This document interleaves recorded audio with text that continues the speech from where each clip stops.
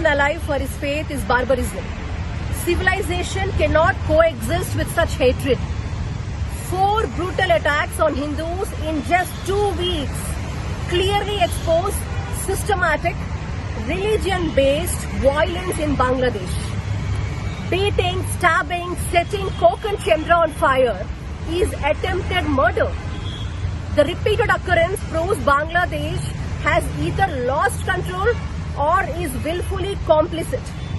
When mobs burn Hindu citizens alive and the state response is weak, delayed or cosmetic, it sends a clear message.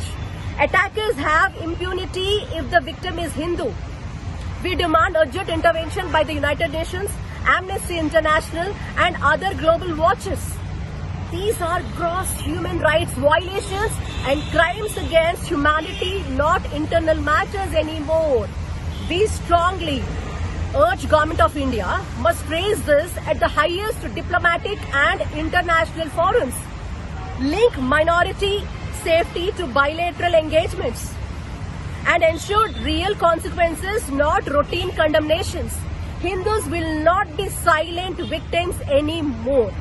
We categorically warn that continued persecution of Hindus will be documented, exposed globally and legally pursued.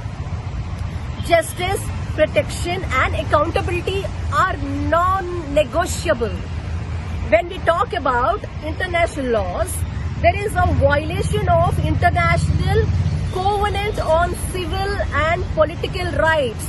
When you see Bangladesh is also a signatory and is legally bound to protect Article 6, which talks about right to life, Article 7, which talks about the freedom from torture and cruel treatment, Article 18, which talks about freedom of religion. State failure to prevent, investigate and punish mob violence makes it internationally liable. We have to understand that. Crimes against humanity, where we see Article 7 of Rome Statute of the International Criminal Court and also the Genocide Convention 1948 of Article 2 and 3 with the intent to destroy a religious group. Doctrine of due diligence also talks about it. So when all these laws put together will attract universal jurisdiction for gross human rights violation, allowing cases to be filed in foreign courts and international tribunals against it, against the perpetrators and also complicit officials, even without Bangladesh's consent.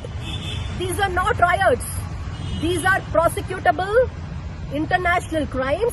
The world is watching, evidence is being archived and accountability will come through international law if not Bangladesh has taken any active step about it.